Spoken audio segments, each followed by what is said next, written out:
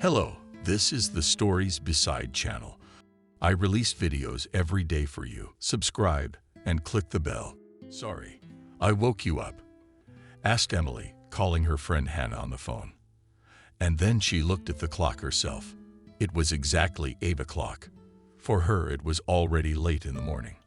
After all, she had to get up long before dawn to prepare breakfast for her husband, collect her daughter, and take her to kindergarten. That's all right.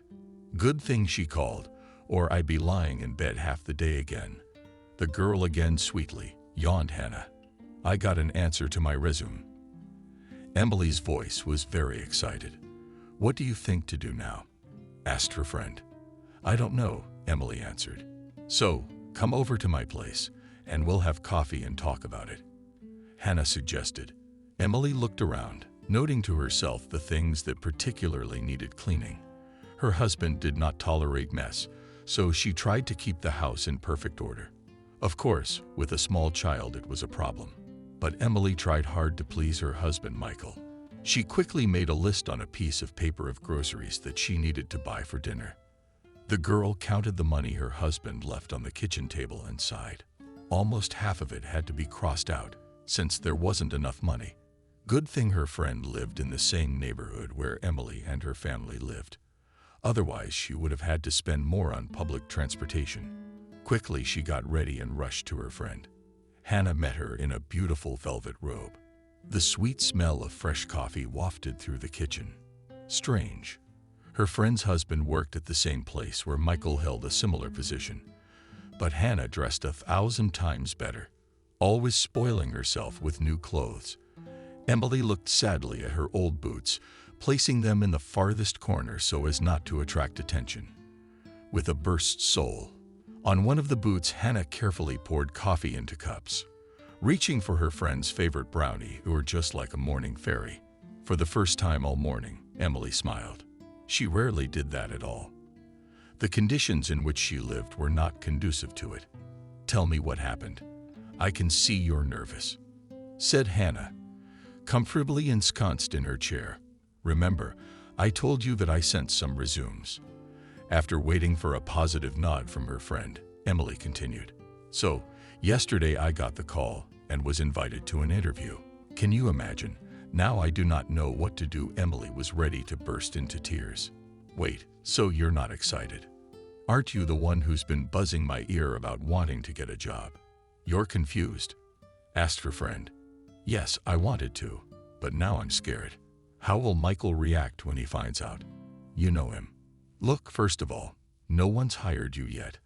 I must have interviewed 1,000 times before I got the right job, and you're already panicking.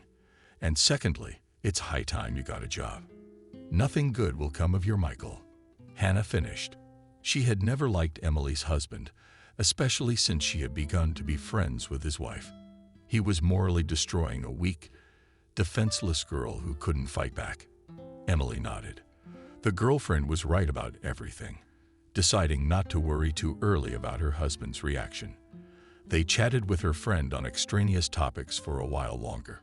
After that, she began to go to the store, loaded with heavy bags of groceries. Emily hurried home to have time to prepare dinner for her husband. She also had to pick up her daughter from daycare and make Caitlin's favorite cutlets. Emily baked vegetables in the oven as a side dish and made a salad. Then she cleaned up. When almost everything was ready, she glanced at her watch and was horrified to find she was late to pick up her daughter, hastily dressed. She literally ran to rush to the kindergarten. A disgruntled teacher was waiting for her in the locker room. Dressing Caitlin. What are you, Emily, late for? My work date is already over. Why do I have to sit with your child? Can you tell me? The woman looked at Emily unhappily from beneath her glasses. I'm sorry, Sarah got carried away. It won't happen again. Emily started to make excuses. I had to call your husband.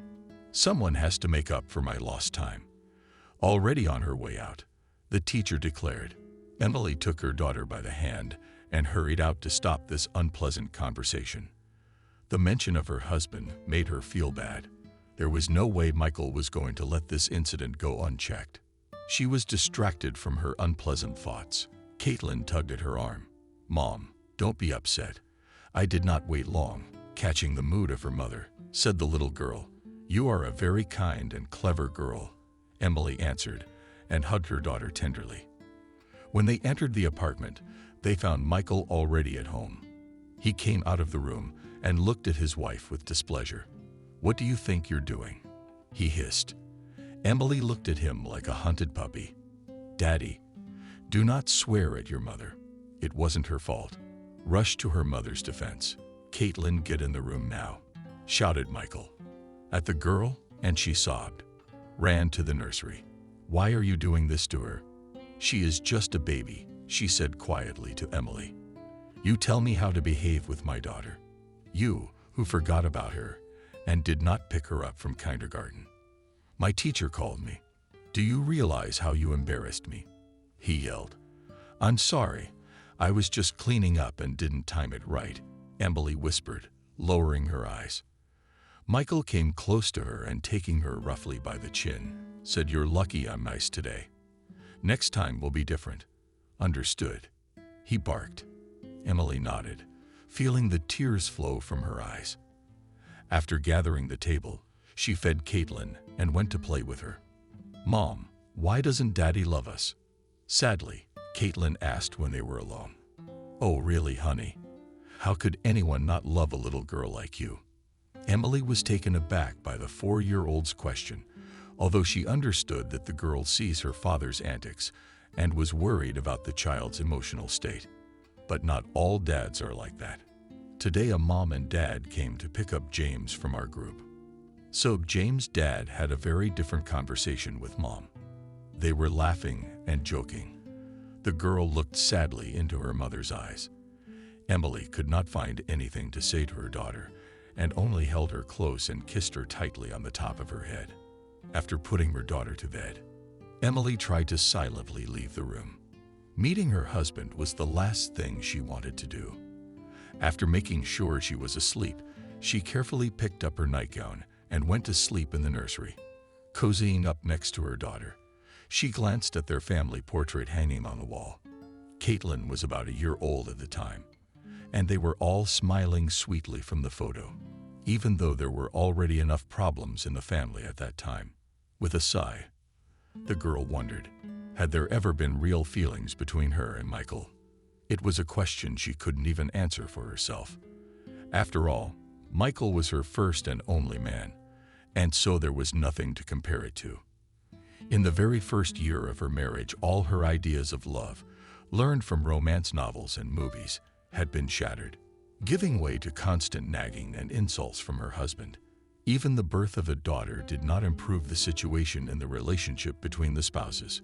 Lately, Michael had become simply unbearable, and sometimes even cruel. Feeling the lump coming to her throat, Emily hurried to close her eyes. She didn't want to frighten her daughter with her sobs. Calming down a little, she carefully opened Caitlin with a blanket and tried to sleep. The alarm clock that rang, strangely enough, was a real salvation. Pulling out of the abyss of horrible dreams, Emily sighed with a sigh of relief and went about her usual morning chores. She made breakfast. She was about to go to wake up her daughter. Suddenly, she felt Michael grab her arm. "What are you doing? You're hurting me," Emily said, trying to free her arm. "Maybe you can tell me why you do not go to bed with me. Do you have a lover? Answer me." Michael shook her so hard Emily could barely keep from hitting the wall.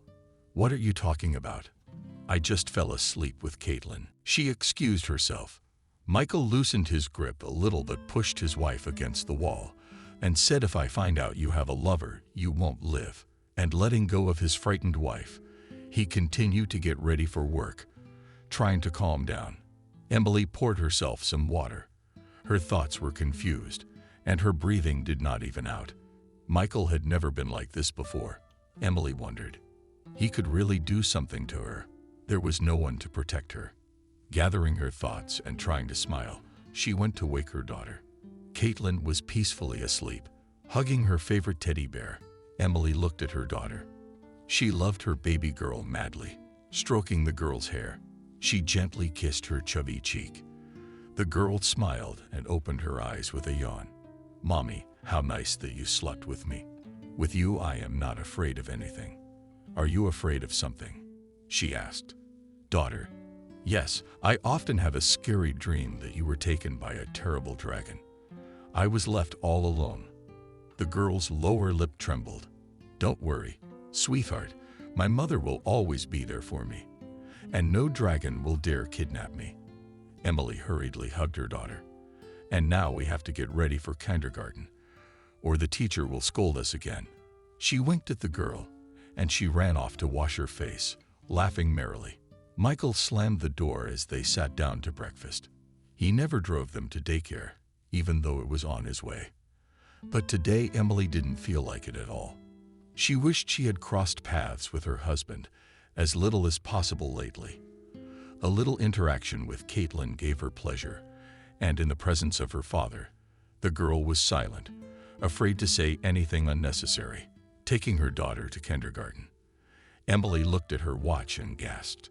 There was very little time left before the interview, and she was almost unprepared. Quickly, she did a discreet makeup job, put her hair in a neat ponytail, and picked out appropriate clothes. She picked up her boots. She looked at the boots with their soles cracked and realized that not only would they not hire her like that, they wouldn't let her into the building. So she decided to get some fall boots from the shelf.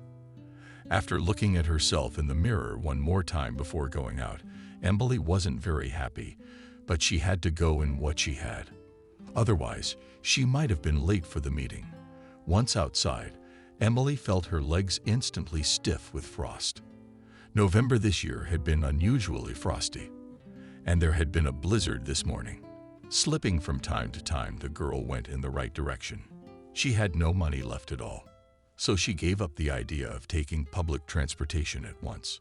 Approaching the right building, Emily admiringly looked at it. It was huge with a large golden sign, Prometheus Construction Company.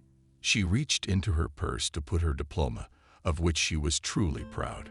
Against her mother's wishes, she had managed to get into an architecture school, graduating with honors. But, unfortunately, she never had a chance to work in her field of study. Soon marriage, and later the birth of Caitlin, postponed plans for a successful career. And when it was possible to put her daughter into kindergarten, Emily received strong resistance from her husband, who vehemently opposed the idea of his wife working. But the more time passed, the more she realized that staying at home was simply impossible. Michael did not give a penny of money for personal needs, limiting the issued funds only for food, strictly controlling that all the money was used for its intended purpose. Recently, he even started talking about keeping her shopping receipts. Why would he do that? It was incomprehensible. After all, his salary was not bad at all, allowing him to live a normal life, not in a perpetual mode of austerity. And despite the fact that Emily was not a spoiled girl of money, she incredibly wanted to dress herself beautifully and dress up her daughter, go with her to the movies, the circus, and visit amusement parks. What did her husband never allocate money for? Thinking about life and continuing to look in her bag for the cherished diploma, Emily did not notice how she stepped with her boot on a frozen puddle that had turned into a crust of ice, and the man hurrying after her, accidentally catching her elbow, finished the job. First, the girl lost her balance and then fell on her back, hitting her head hard. The bag and all its contents were on the sidewalk. The man who had unwittingly caused Emily's fall immediately ran to her.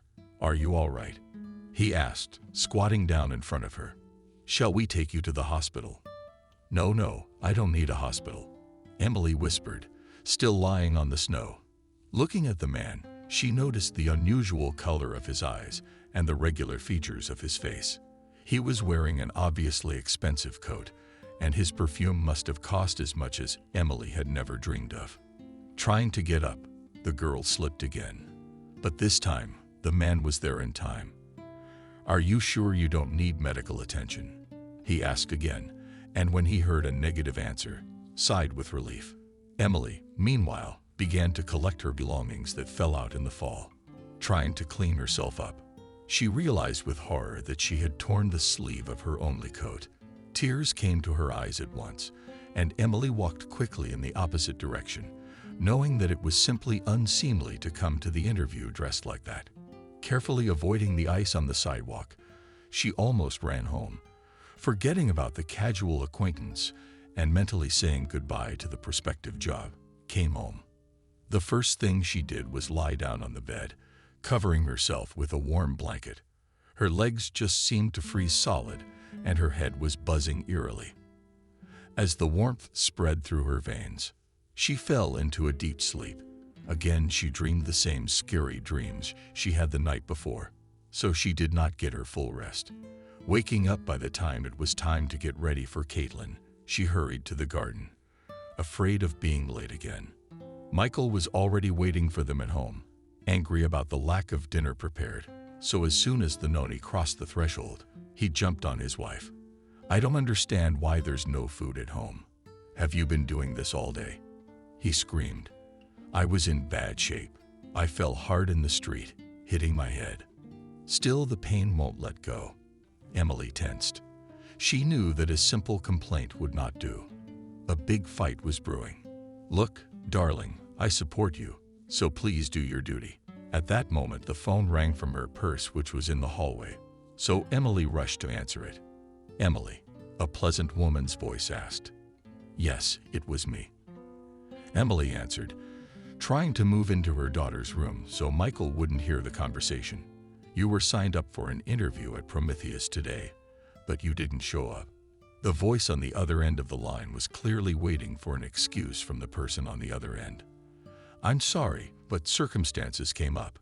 Emily hurried to apologize. "You can come tomorrow at 9 o'clock. The interview will take place in the director's office," indifferently asked the voice on the phone. "Yes, I will. Thank you very much."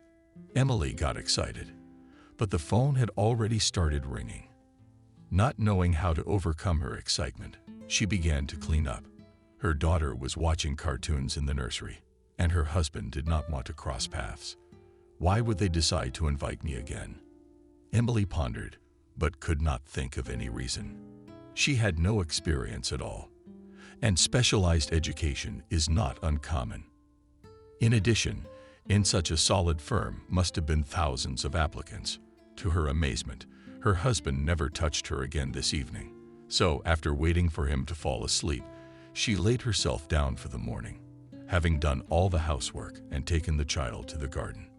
Emily hurriedly got ready and went to an interview. This time she managed to take public transportation.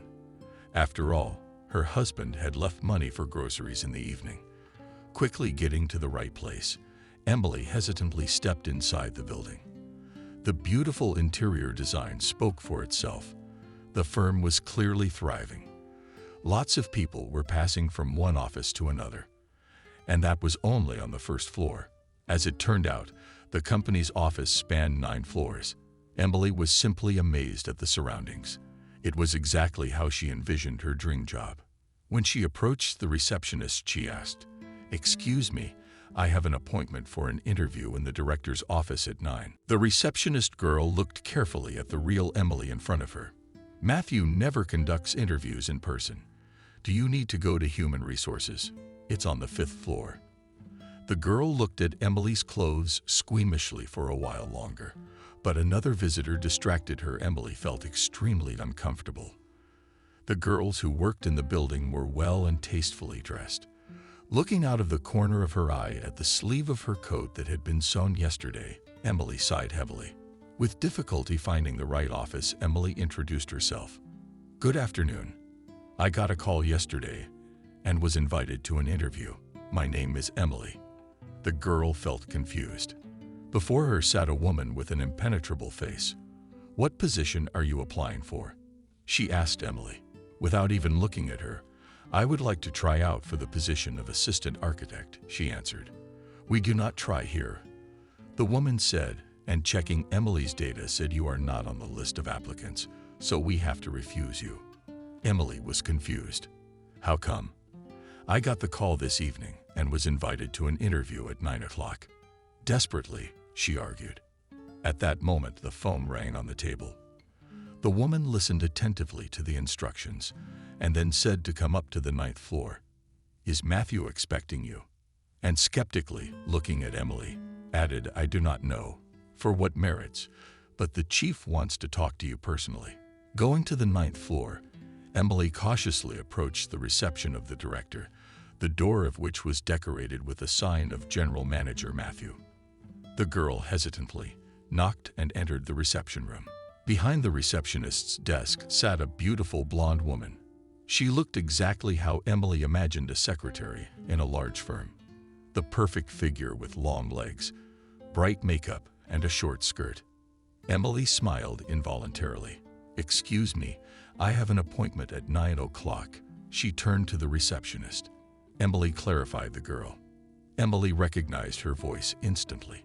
She must have been the one who had called her last night. "Is Matthew expecting you?" "Come in." Emily hesitated. She knocked, feeling her legs tremble. She had never been able to have a conversation with a boss at this level, contrary to her expectations. The interior design of the office was the simplest, unlike the reception area itself. True, it was not small at all in size.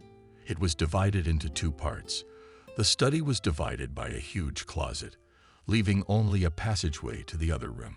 Apparently, this was where he and his secretary had their privacy. With a chuckle, Emily thought, the man was sitting with his back to her, talking on the phone. So she had to wait for the conversation to end. Suddenly he turned, and Emily recognized him as the man who had caused her fall yesterday. "You were the only thing she could utter." He smiled silently, drew her diploma from the desk, and handed it to her. "You dropped it yesterday. I had to check it with the personnel department. After all, you were in a hurry to join us." Emily took her diploma. She hadn't noticed it was missing. "Here's the thing, Emily. I have looked over your resume and decided to offer you the position of assistant architect. If you work with the same tenacity with which you studied in high school, I'm sure you will succeed." Matthew looked at Emily with a smile, which also suited him very well. The girl looked at him as if spellbound, afraid to believe her luck. The words stuck somewhere in her throat. So she stood silently, fluttering her naturally long eyelashes. "I hope you agree." The man waited for her to answer. Yes, of course I agree. Thank you very much," Emily hurriedly answered. "Well then, we'll see you tomorrow at the beginning of the workday. In the morning, you'll go to Human Resources. Then my assistant Madison will introduce you to your colleagues and give you the job details." Emily hurried home in high spirits. At last a dream would come true, and she would be able to fulfill herself professionally, and not just in a lousy office, but in an entire construction holding company. But the closer she got to home, the less enthusiasm she had. "I still had to tell my husband." She sighed heavily. Emily had already foreseen his reaction, and she mechanically cleaned the apartment and made dinner. She gathered for her daughter all the way, thinking of the words she would say to Michael. "God, when would I stop being afraid of him?" She asked herself aloud. It was amazing to her how her friend communicated with her husband, so casually and with a touch of humor. How she wished she could communicate with Michael like that. But it was impossible. Emily looked at him with the eyes of a hunted animal, and he never once said a kind word. Why was he like that? Maybe it was Emily herself. Maybe it is. Even her mother-in-law once said that it was Emily's fault for treating herself that way. But the girl did not understand how to behave properly, so that he would be pleased with her. After picking up the girl and waiting for her husband from work, Emily decided to start a conversation. "Michael, I wanted to tell you. Anyway, I got a job." Emily exhaled, waiting for a reaction. "Why do you need a job? You don't have time to do anything around the house anyway," Michael said angrily, chewing his food carefully. "But you're the one who says we don't have enough money. So I'll work. I did my studies for a reason. And I want to buy Caitlin some new toys," Emily said cautiously. "And why do you need to involve men? Isn't your husband enough for you? Does Caitlin have everything she needs? Why take on more?" Michael hit the table. "What are you talking about? Just what kind of men? I'm only 25, and I dress like an old woman." Shyly, she replied. Michael stood silently from the table and, without saying a word, went into the room. Emily knew the conversation wasn't over, but she didn't want to revisit the subject just yet. He hadn't asked about the job or when she would be out, so Emily waited for him to continue, which didn't bode well. In the evening, she dialed her friend's number to share the news, closing herself in the shower and turning on the water. She told Hannah about starting to work tomorrow. "Well done, my friend. I'm very happy for you. You can finally be financially independent from your Michael.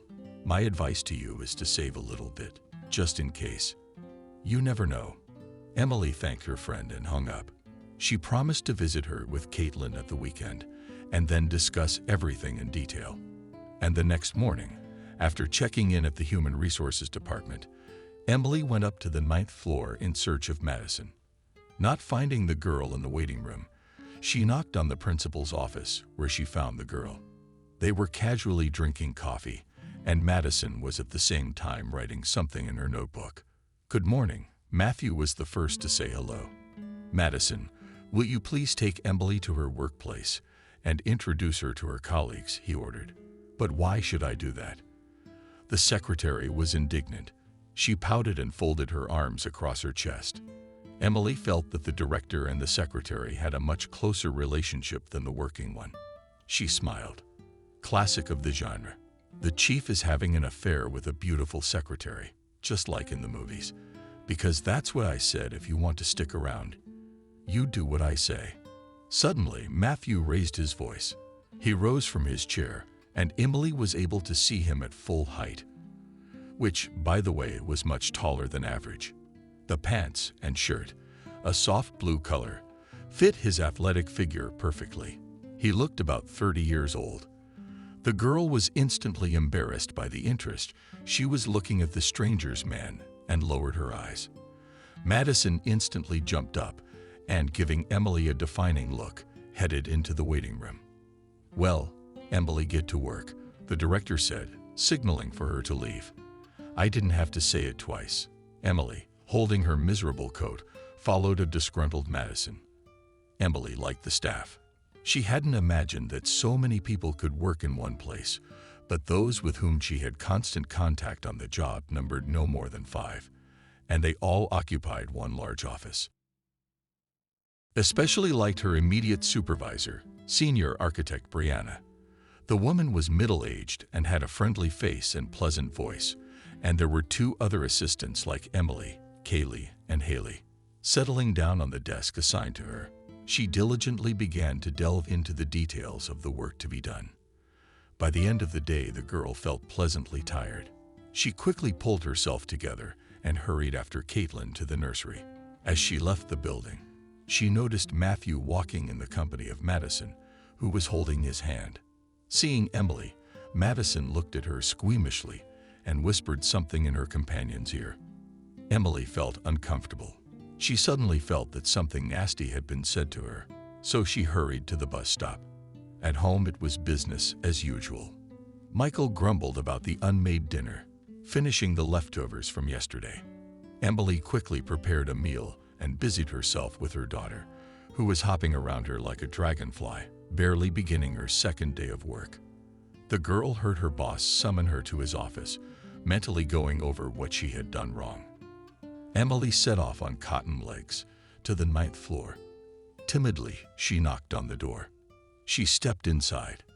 "Have a seat, Emily. There's business to talk about," said the director.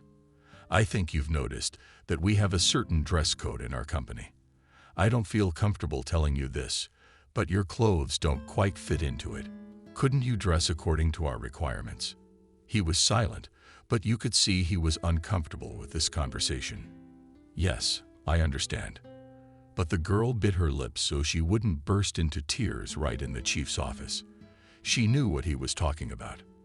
After all, she herself had noticed the oblique looks of her colleagues, and she herself did not like the way she looked.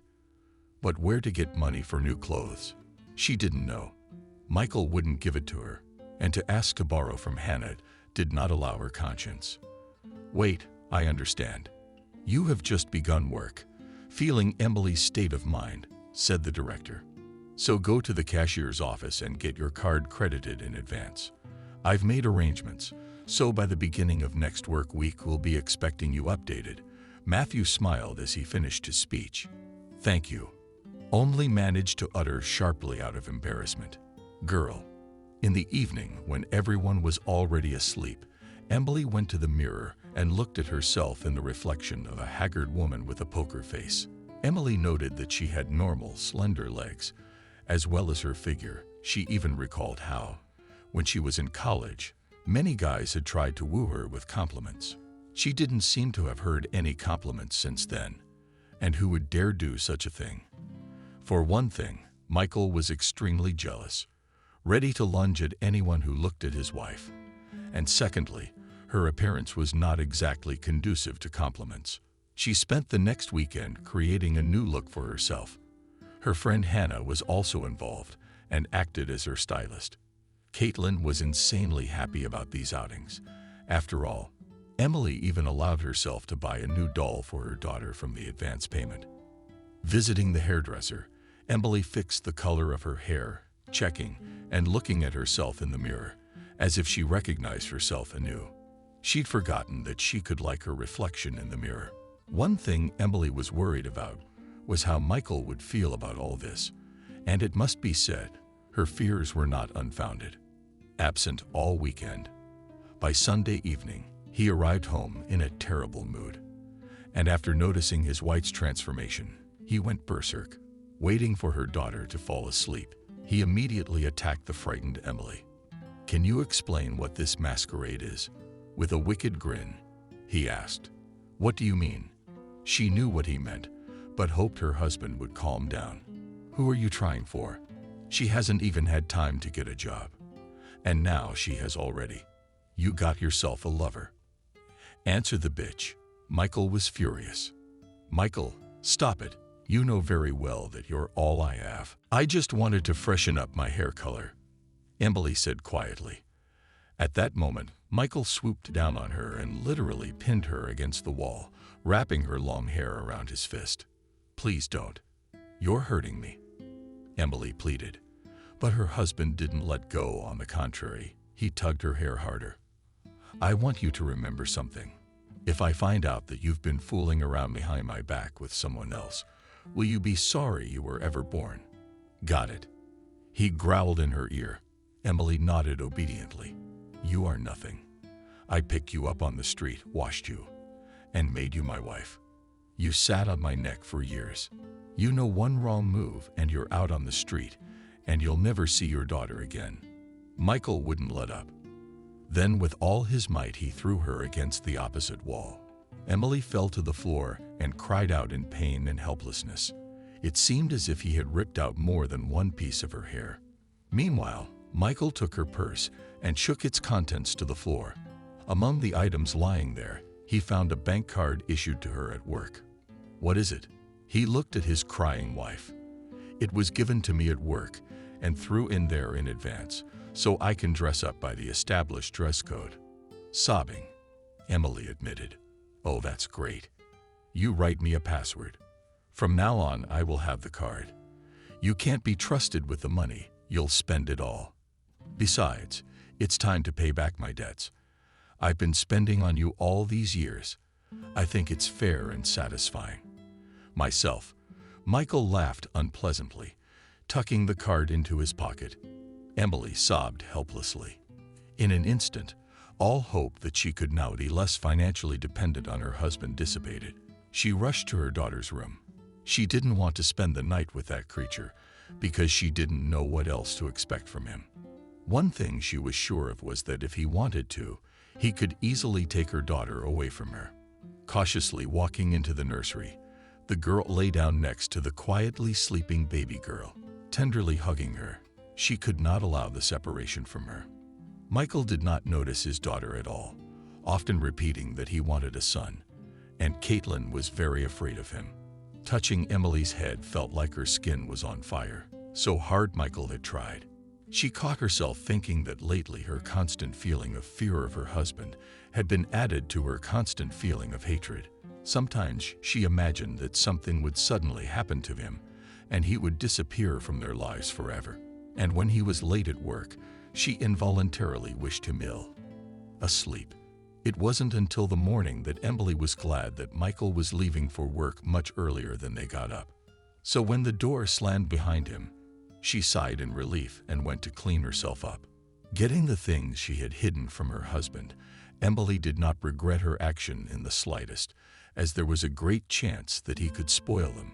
Wearing a new blouse, soft blue color, and black pencil skirt, she did her makeup and put on a light, unobtrusive makeup job. She emphasized her virtues and was satisfied. And she decided to let her hair down today. After all, the new color was so shiny on the loose long hair.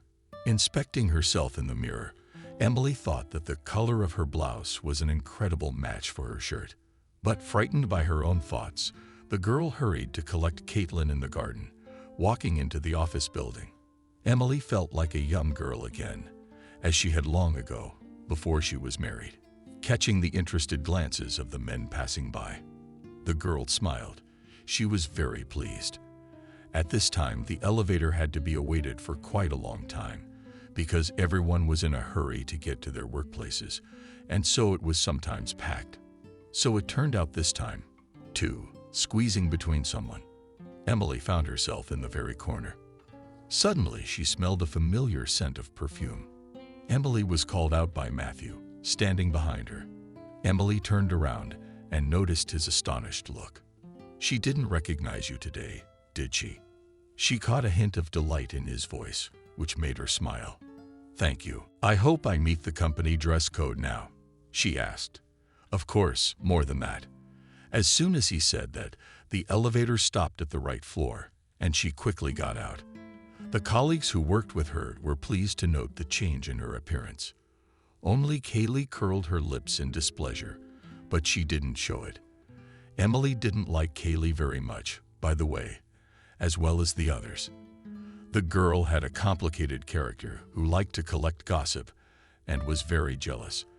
About an hour later, Brianna got a call and asked to invite Emily to the principal's office. The girl was surprised, but taking some papers with her, she obediently went to the chief. Matthew stood looking out the panoramic window with his back to her. Emily stepped in unabashedly, feeling some excitement. The man turned to her and scrutinized her from head to toe. "You're a good student, Emily. I confess, you have amazed me today. I ask only one thing, don't hide such beauty from us anymore." The chief's voice was very soft and pleasant to the ear. Emily was embarrassed, not knowing how to react to such unexpected compliments. "How are you doing at work? How do you like the team?" asked Matthew. "Everything is fine. I'm absorbed in the work. Brianna even complimented me on my report," she boasted. "Well, that's great. I have one thing to do with you, Emily." He said her name for the first time without her middle name. "I have an offer to buy land on the outskirts of town. I would like to ask your opinion. What do you think it would be better to build there? And why did you decide to ask me about it? I have no experience at all in such cases, so I'm not really an advisor." "Emily, you see, I would like to hear a fresh opinion of a new person, as if from the outside," he answered calmly. At that moment, he switched on the reception phone and asked for a coffee for them. Emily was stunned. Sitting down to discuss a new project with the chief over a cup of coffee, her head was spinning and even her family problems took a back seat for a moment. And when he showed her the area on a map of the city and told her about the preliminary plans, she caught his every word with undisguised enthusiasm. And when a disgruntled Madison appeared on the doorstep with a tray in her hands, Emily suddenly felt uncomfortable under her scrutiny. "Thank you, Madison. Put the coffee on the table and you can be dismissed," indifferently said the chief, not even glancing in her direction. Apparently, this really hurt the girl, because putting the cups on the table, as if she accidentally spilled some of the contents of one of them on the new Emily blouse. "Oh, I'm sorry. I'm so clumsy. I can offer you a towel today." And tossing it on a chair, she hurriedly left. Emily watched as a huge coffee stain spread on her blouse, realizing that it was now ruined. "Excuse me," Please, my secretary Emily. Apparently, she didn't get much sleep today. Let's continue this another time. Go back to your desk." After Emily left, Matthew rushed into the waiting room in a frenzy. "What do you think you're doing?" he shouted at Madison's painted lips. "Nothing. Just an accidental spill of coffee," she said indifferently. "Accidentally? Are you serious?" Matthew was upset that he had to say goodbye to Emily so quickly. "Don't you think that Ragamuffin is a bit of a problem?" "She's been in your office a lot," Madison said, flapping her false eyelashes. "First of all, I called her, and I'm the one who decides who comes into my office. And second of all, a couple of nights with me don't give you the right to pry into my life. I didn't promise you anything. So please understand, if you don't change your behavior, I'll sign an order for your termination." He went back to his office, slamming the door loudly. There was no way to calm down. What would Emily think? Although the whole office was probably aware of their relationship with Madison, Matthew hadn't really thought much about what others would say before, but not now. Pulling a picture out of his desk drawer, he ran his hand over it. The picture looked at him like a young, smiling girl who looked just like Emily. Did the memory hurt your heart? There she was, smiling and happy. God, how he loved her. But fate had it that they weren't meant to be together. Everything fell apart in an instant when the girl did not return home from another business trip.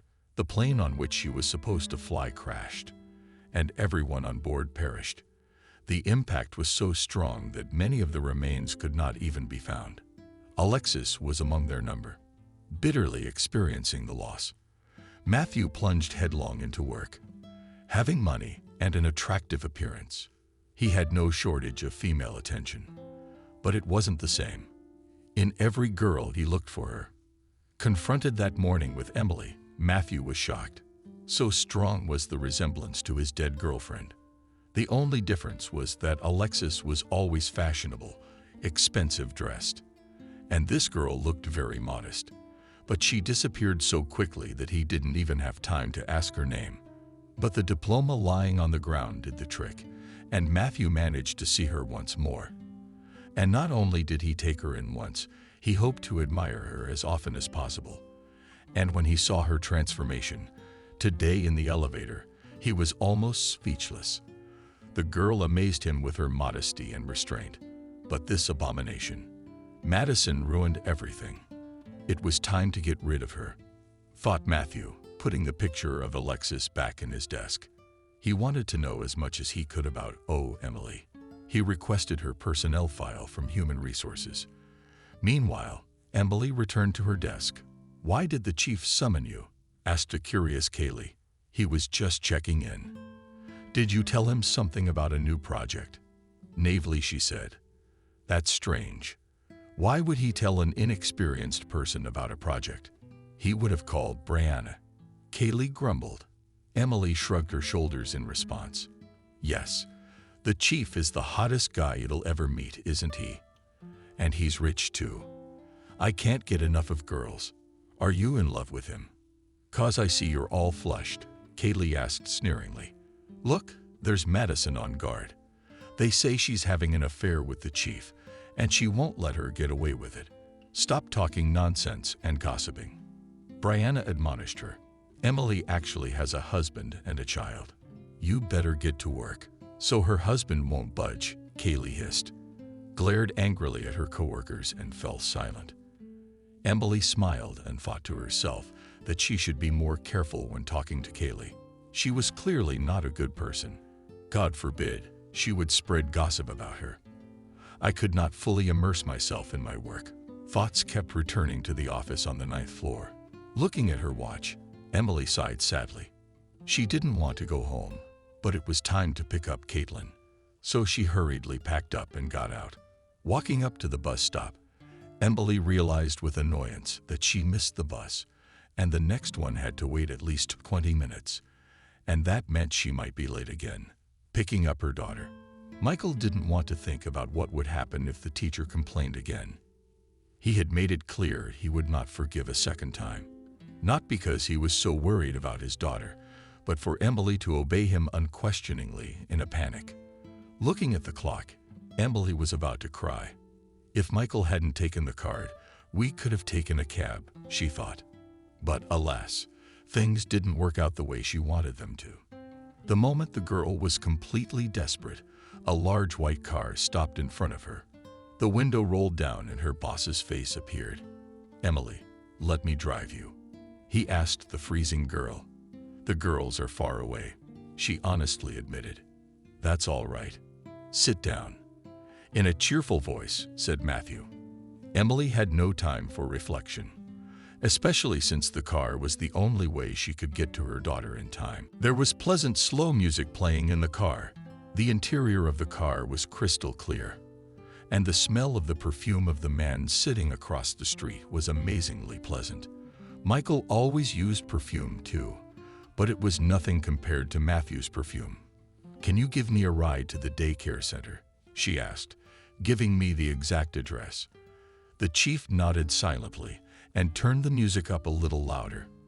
Emily instantly warmed up and relaxed a little. She could feel his eyes on her. But when she turned to him, he immediately averted his eyes. They drove all the way to the right place in silence, and only when the car stopped, Matthew took the girl's hand with his and said, "You charming Emily. Once again, I apologize for today's incident." Emily was afraid to move. His touch sent shivers running through her body and started a real fire in her chest. "Thank you so much for the ride. I have to go quickly." She got out of the car, trying not to turn around. For a long time, she couldn't hold back her trembling, and she even answered her daughter's questions out of the blue. So strong was her impression of the man's closeness. That evening, Michael was away again. Of course, Emily couldn't help being happy about that fact, but usually he was always home at 6 o'clock sharp. Therefore, these delays seemed strange. Cooking dinner. Emily fed Caitlin and went to play with her. "Mom, that would be great if we lived with you," alone said the girl, hugging her mother, the baby. "But what about Daddy?" she decided to ask her daughter. "Daddy doesn't love us. Not you or me alone. We would have so much fun," said the girl and sighed dreamily to Emily. There was nothing she could answer. She realized that she was completely dependent on Michael. The next morning began with a rush at work. A customer unexpectedly needed an urgent report on the work done, so the bustle was all over everyone. Matthew had to hurry the chief architect, and this couldn't help but affect her mood. Finally, when he had already demanded the finished report, "Ask Kaylee to take it to the principal's office." "Why me?" 0:00. Kaylee was indignant. "Let Emily go. She's on the boss's good side. She'd be less likely to swear at me." She giggled. "That's so childish." Brianna swore. "Emily, would you take that to her, please? Kaylee's got a lot of convincing to do, and I'll show her the bonus at the end of the month." The woman smiled. Emily took the papers, grabbed the flash drive, and went to the 9th floor. There was no one in the waiting room. So the girl decided to knock on the director's office. There was no answer, but the door was clearly open. She didn't know why, but Emily pushed it quietly away from her and went in. What she saw left her stunned. The buttons on the chief's shirt were almost half undone, and Madison was already missing her blouse altogether. Emily was stunned. Her legs refused to move, and her pulse was racing. At that moment, Matthew opened his eyes and noticed the girl standing in the doorway. Emily immediately ran out of the office, leaving the paperwork in the waiting room. She felt so embarrassed, as if she had done something wrong. Back in the office, she could barely catch her breath. "Emily, what's wrong with you?" Brianna wondered. Getting a scolding from the chief, the woman surmised. "You look like you've seen a ghost, or something worse." Kaylee grinned pale. "It's all right. He's busy. I left the report with him," she said quietly. She was hurt and disgusted by what she saw. For some reason, she thought the chief was not indifferent to her, but apparently it was an illusion and not sophisticated in such matters. The girl mistook the light flirtation for something more serious. In the meantime, Matthew was telling Madison off. "Why did you come? You know I'm waiting for the report." He shouted, "Well, Matthew, I just missed you. Besides, you didn't mind, as I noticed." Purred Madison. "I've told you many times that at work we have a purely working relationship." Of course, he knew he was wrong himself. I fell for Madison's provocation, but the most frustrating thing was that Emily saw it. Surely she wouldn't go near him again. Going out into the waiting room, Matthew grabbed the report Emily had left and locked himself in his office.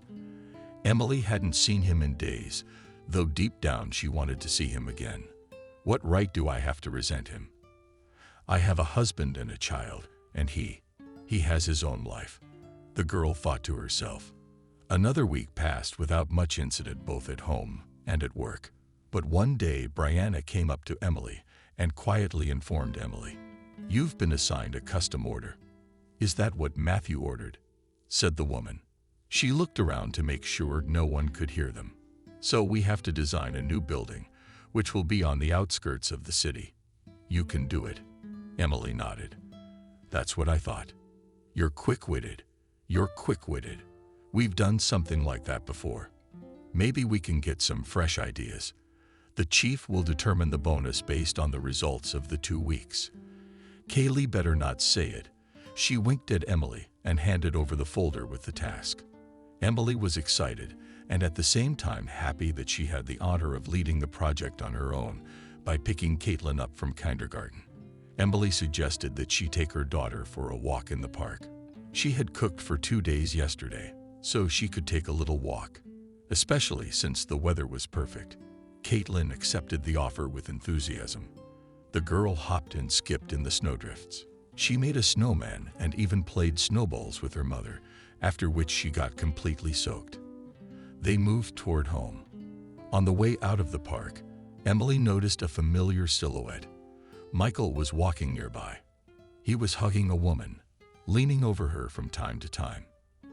Emily was blown away by the heat, quickly taking her daughter's hand. They staggered away before anyone could see them. Upon arriving home, the girl scrolled through the whole situation once more to say she was upset. No, it was just that it was unexpected and didn't bode well for her and her daughter. Because if he decides to kick them out, there's simply nowhere for them to go. Thinking about what to do, Emily decided not to say anything to Michael about what she had seen. Something told her that would be the worst thing to do. After putting Caitlin down, Emily dialed Hannah. It was the only person she could trust, though she had never dared to tell her about her sympathy for Matthew. "He has another," she began. "What do you mean, who?" She didn't understand. "Michael. I saw him today in the park hugging another woman." "What should I do, Hannah?" Emily was clearly panicking. "First of all, you need to calm down. This is the kind of thing you and I had in mind. Secondly, not all relationships end in marriage," her friend reasoned. "That's not what I'm worried about. What am I going to do if he brings her into the house and throws me and Caitlin out? After all, I don't have a penny of money. He even took away my payroll card. And where are we supposed to go out on the street?" "You've been babbling on and on. Emily, maybe you should go to your mother. After all, you're registered there," Hannah suggested. "You know how my relationship with my mother is. I doubt she'll let us in." Hannah knew it was a sensitive subject for her friend, so she tried never to bring it up. So now she only added, "But don't dismiss it as an option, Mom, after all. And family know each other in trouble." Still chatting. For a while, Emily drifted off to sleep. Her head was heavy, and the girl felt unrested. But the project had to be turned in on time. All day long, she had not left her mind. Thoughts of where to get the money. After all, she and Caitlin could not afford to be left without a livelihood. Toward lunchtime, an idea occurred to her. "Brianna, do you think I could get the money for the project in cash at the cashier's desk instead of on a card?" She asked her boss when she was alone. "Usually everything comes by card, but if you need cash, talk to your boss. You can't do it without him." The woman replied, "I didn't want to meet with Matthew at all, but circumstances were such that I had to do it." In the meantime, Matthew had already studied Emily's file. But despite the fact that the girl appeared to be married, he was certain that she was not happily married. Perhaps that's what he wanted her to be. Nevertheless, after not seeing her for almost a week, he couldn't find himself and even assigned her a personal project, thinking that this way they could cross paths more often. But he hadn't heard from her, and that infuriated him. But suddenly, his musings were interrupted by a low knock on the door. And when the door opened, Matthew saw Emily standing in front of him. The girl looked anxious, not daring to start a conversation. Today she was wearing a beige-colored, demure-cut dress just above the knee. In spite of the modesty of the outfit, the dress was an incredible accentuation of the girl's figure, and the thick, long brown hair falling over her shoulders made her look irresistible. Matthew admired her openly for a moment, staring at her from head to toe. Emily was confused and frozen, feeling Matthew staring at her. She didn't feel comfortable addressing him with such a question. But remembering Caitlin, she made up her mind. "Matthew, I come to you on a personal matter." Feeling her voice tremble treacherously, she began, "I've been told that I can count on a bonus when I finish my project." "That's right." Emily looked him in the eye. Yes, of course. "And the amount of the bonus will depend on the success of your work," Matthew assured her. "Could I ask to be paid in cash instead of by card?" Asking that, she lowered her eyes. "Of course I ordered it," he replied. Thanking the chief, Emily turned around and was about to leave, when suddenly she felt Matthew touch her shoulder. Turning around, the girl froze in place. He was right beside her, despite the fact that Emily thought she was tall enough. Next to her, Matthew seemed enormous. "Did something happen to you?" he asked Emily sympathetically, and so sincerely. The girl looked into his eyes and felt her heart tearing out of her chest. "Thank you. I'll take care of it myself," she replied without taking her eyes off him. At that moment, the phone rang in his pants pocket, what made them both shudder, after which Emily hurried away. Her thoughts were confused and her pulse was racing. The girl knew she was incredibly attracted to this man, but she was also aware that she would never be near him. Trying to finish the project as quickly as possible, Emily hardly took her head off the thought of possible money. Cheered her up. And then the day came when the girl finally finished her work and handed in her project. And sometime later she got a call and was invited to the cashier's office to receive her bonus, signing for a huge sum by Emily's standards. The girl was very surprised. She realized that she had been paid a lot more than she was supposed to, and she had no doubt that it was the chief's initiative. Emily decided to go up to the 9th floor and thank him personally, but found only a bored Madison in the waiting room. The chief wasn't here and wouldn't be anytime soon. "He's gone on a business trip," she replied, hatedly, glancing at the visitors. "Thank you. I'll come back another time." Emily politely thanked the receptionist, listening. Madison called out to her at the exit, "Leave Matthew alone. Stop running after him. You look ridiculous. Did you really think a man like him would pay attention to such a gray mouse? Matthew and I are dating. Understand that. And stop sneaking into his office." Emily turned and walked out quickly. "Does it really look like I'm chasing after him?" she thought as she left work a little early.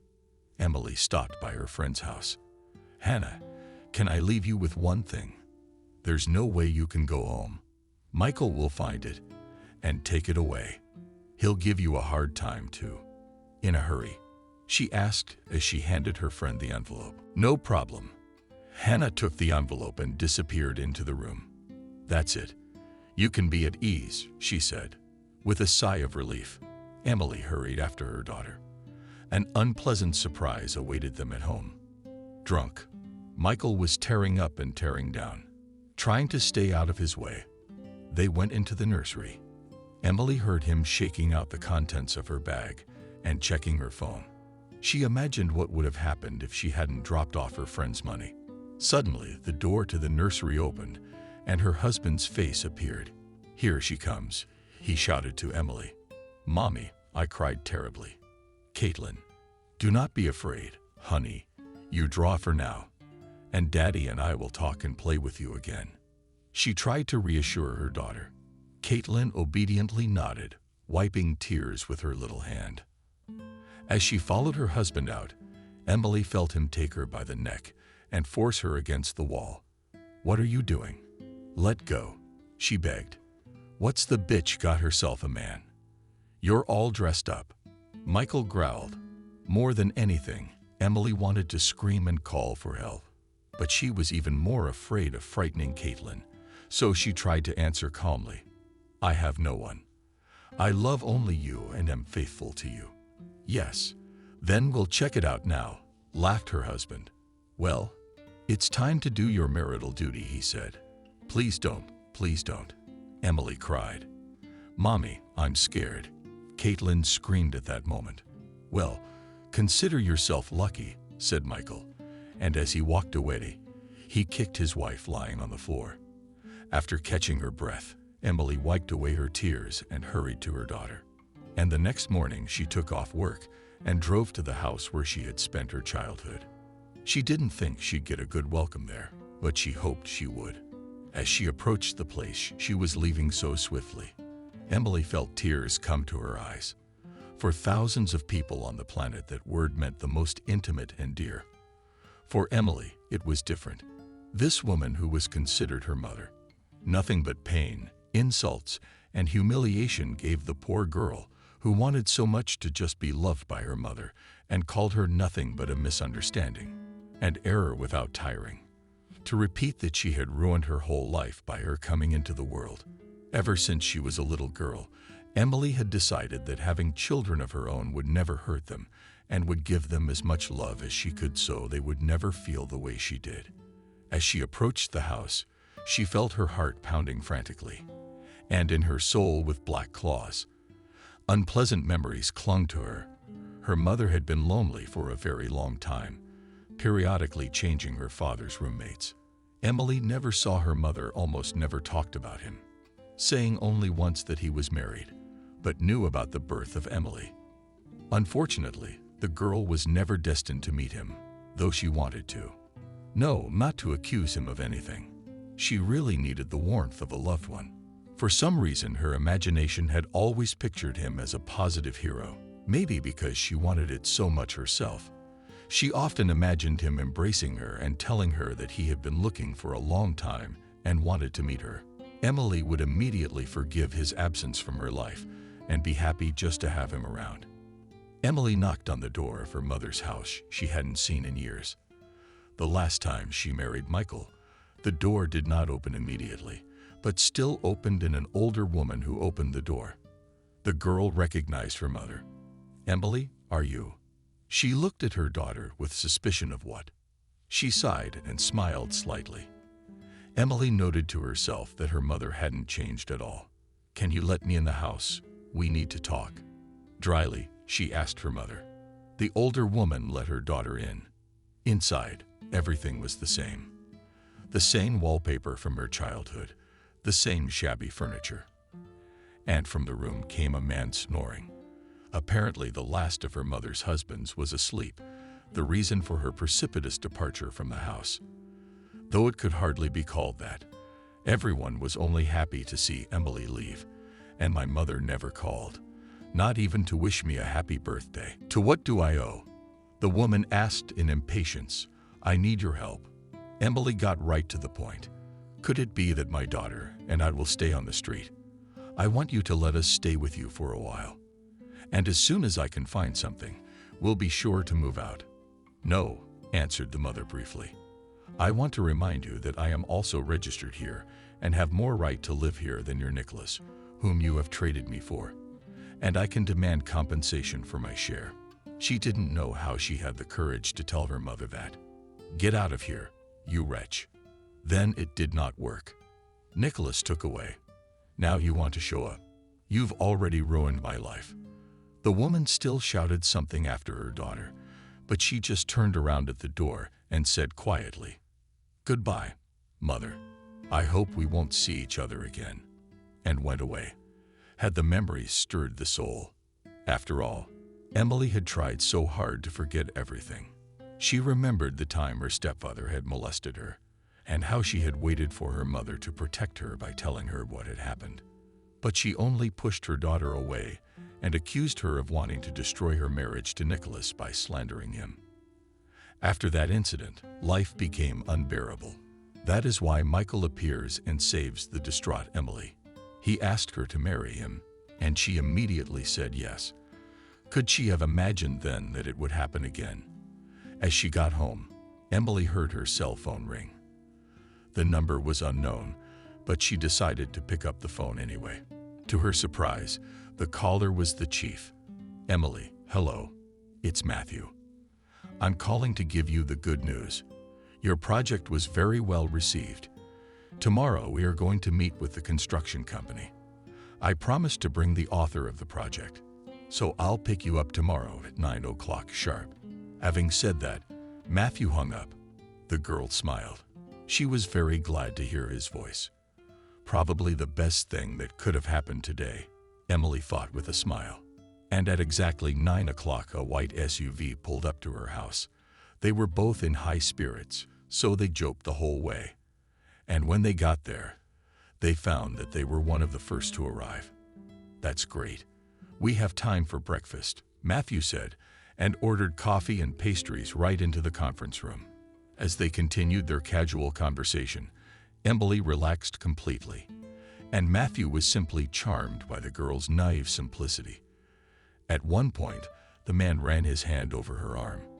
He looked at her and said, "Emily, I've been meaning to tell you for a long time, Matthew." She interrupted him. Matthew was silent and kept his eyes on her.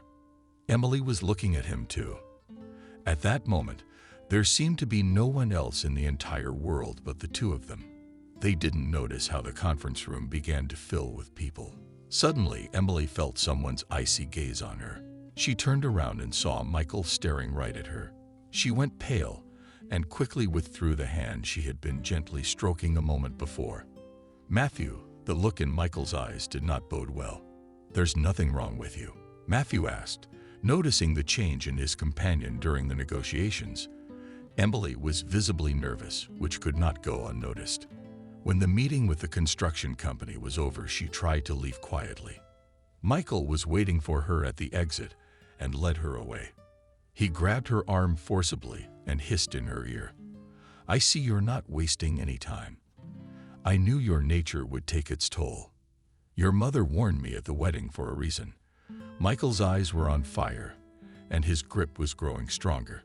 Emily knew that if it hadn't been for the people around them, she would have been in trouble. This was her chance to get away in one piece. "Let the girl go at once," heard Matthew's voice behind her. "Who are you anyway?" "I am her husband," calmly answered Michael. "That doesn't give you the right to grab her like that." Matthew did not let up. Michael looked toward his delegation and said, "I have to go. They're waiting for me." "We'll talk tonight, dear." And ambiguously, with a look at Emily, he went away. The girl began to pack too. She refused all of Matthew's offers to give her a ride. When Emily came in the evening to pick up Caitlin, she was not to be found in her group. The teacher explained that the girl had been taken by her grandparents, and she understood what that was all about. She wandered sadly home, waiting for her husband to return. That evening, Michael was especially cruel. He seemed to be taking out all the evil he had accumulated over the years on this helpless girl. The next morning, Emily hardly recognized herself in the mirror. Her lips were lacerated, her face abraded, and there were huge bruises all over her body. She felt dizzy and constantly nauseous. Calling to work, the girl lied that she was sick. Her condition and appearance made it impossible to show up for work. Matthew was very worried about Emily.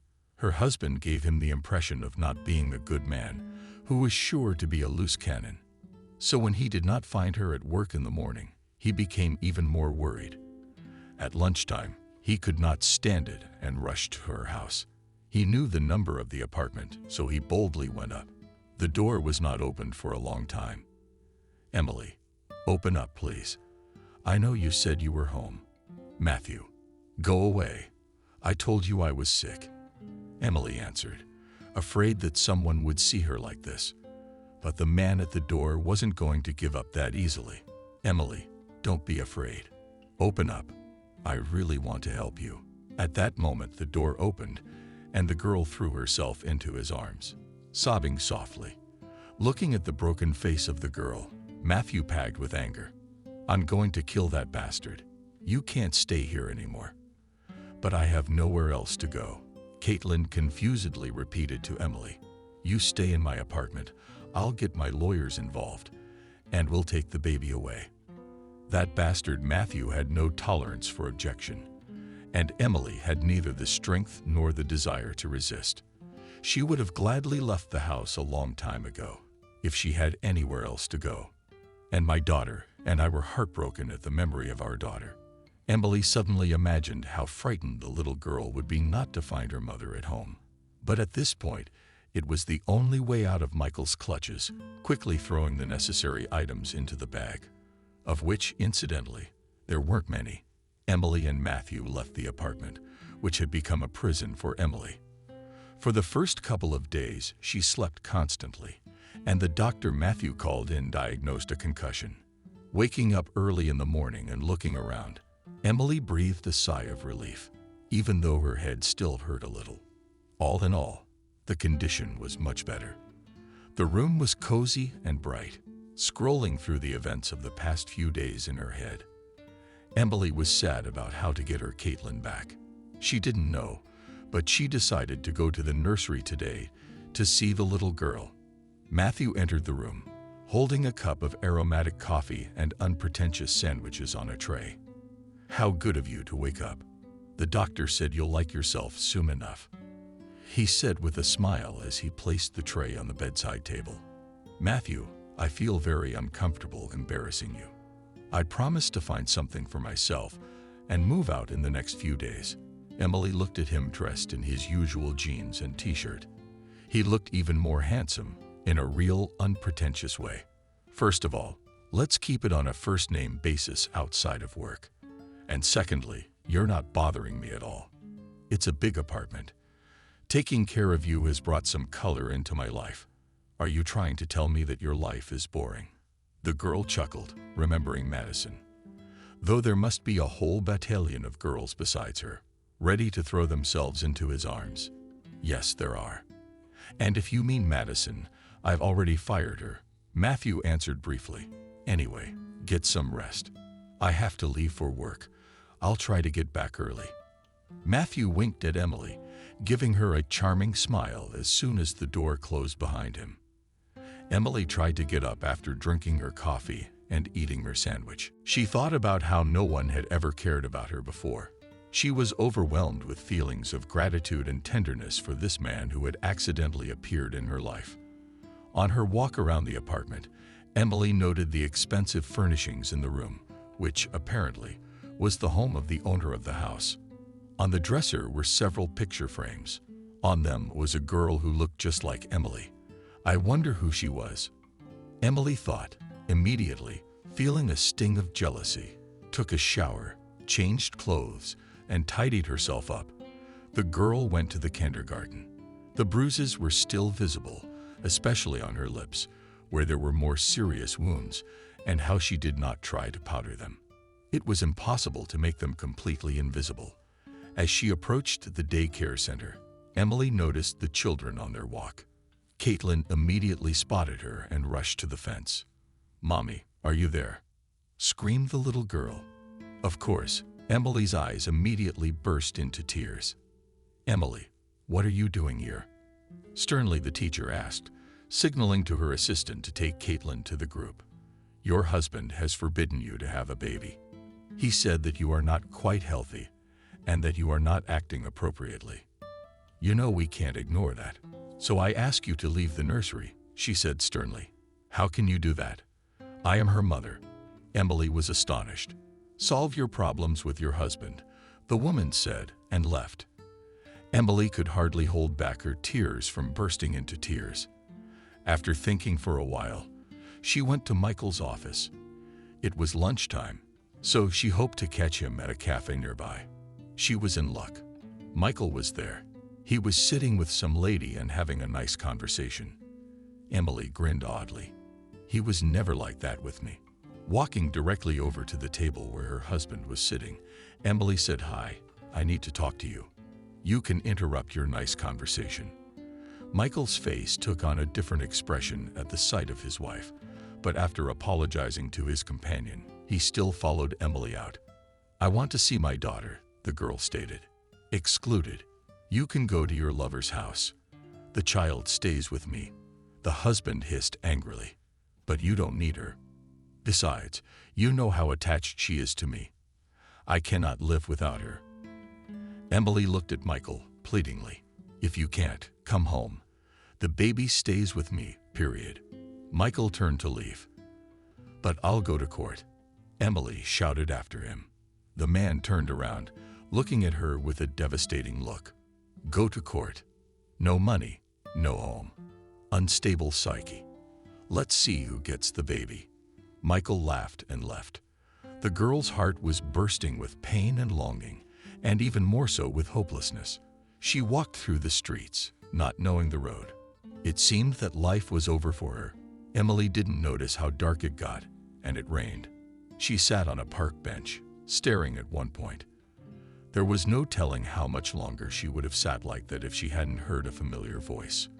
"God, it's a good thing I found you," Matthew said, covering her with his jacket. Without further ado, he led her to the car. "What happened? Why did you leave?" he asked her already in the car. "He won't give me Caitlin, and I can't do without her." Emily cried, rubbing her shoulder against his. She told Matthew about what had happened, and a lot of other things. How her childhood had been, how her own mother had hated her, how her husband had abused her.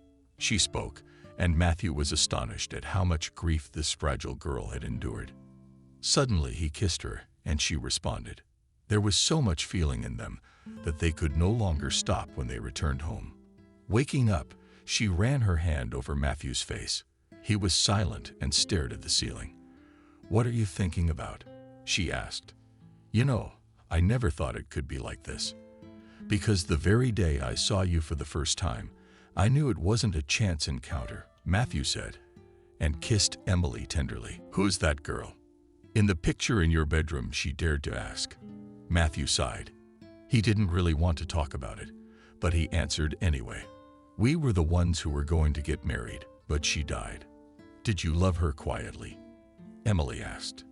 "Yes, very much. All the days that followed they spent together.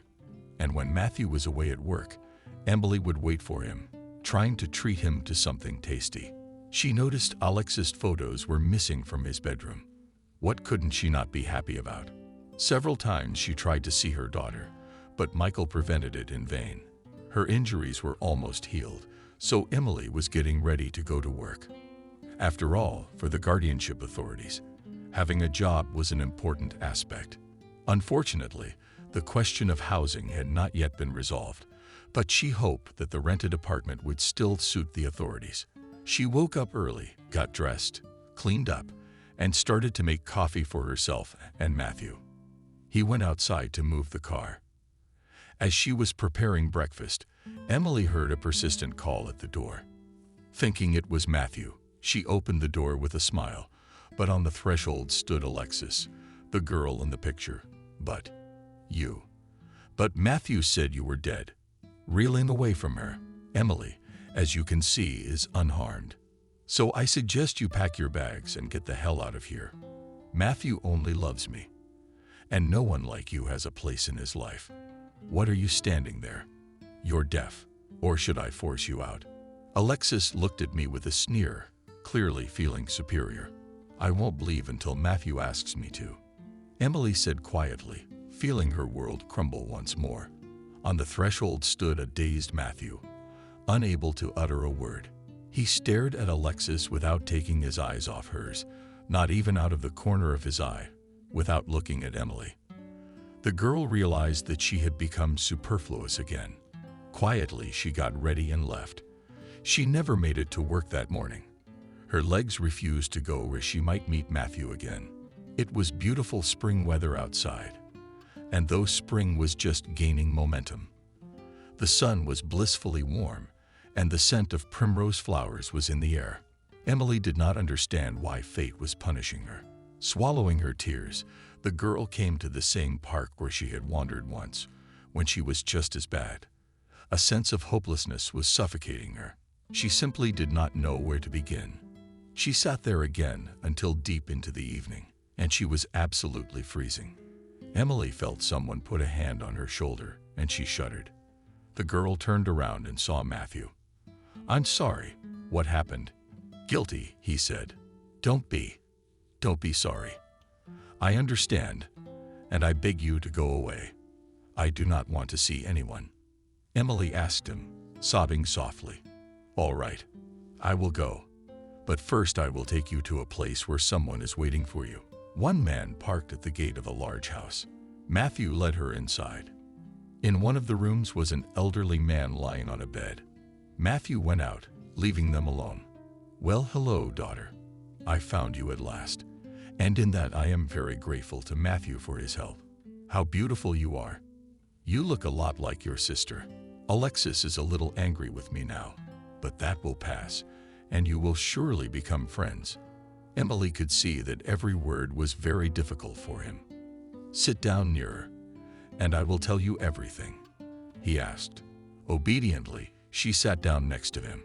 She looked at the man who called himself her father and could not believe everything that was happening. Quietly pinching herself, Emily was convinced that this was not a dream. "Many years ago, I met your mother. It wasn't love. By then, I was already married and raising a daughter. But I did have a fling. And after a while, she said she was expecting a child from me. I admit, I chickened out at the time. I said a lot of nasty things to her. I was afraid of losing my family. All this time, I lived with a burden on my heart, realizing that I had done something terrible. After many years, I managed to find you through your husband. He met with me and told me that you despised me and didn't want to see me. So I asked him to open an account in your name to help you somehow." The man coughed and asked for water. "But Michael never told me about you, and I don't know about any account either." Emily was surprised, now understanding why Michael kept her close to him, controlling every step. "Unfortunately, I only recently heard about it from Matthew. I am very ill, and I would like to ask your forgiveness before I go." The man looked hopefully at Emily. Without a moment's hesitation, the girl hugged him and cried. Since then, Emily's life has been in such a long-awaited white streak. Her father bought her a house and provided her with a comfortable life. And Matthew's lawyer was easily able to resolve the issue of Caitlin's return from her job. Emily decided to quit her job. Determined to part ways with the past forever, she took a job with another company near her new apartment. Together with Caitlin, she often visited her grandfather, which he was very happy about. She never managed to meet Alexis again. She went to live in London. From her father, she knew that Matthew and Alexis had separated. Walking in the same park with her daughter, they were rejoicing at the arrival of warm days, eating ice cream and laughing. Matthew appeared nearby, just as unexpectedly as ever. "We need to talk," firmly, he declared. "Do we have common topics to talk about?" Emily asked him. "Forgive me and Alexis. We were strangers then in the apartment. I was just shocked by her appearance. All this time she was lying to me. She was on the death list by accident. On time, she didn't turn in her ticket. But she decided not to tell me about it because she found someone else. Now she wanted it all back, but I don't want it, and I can't anymore.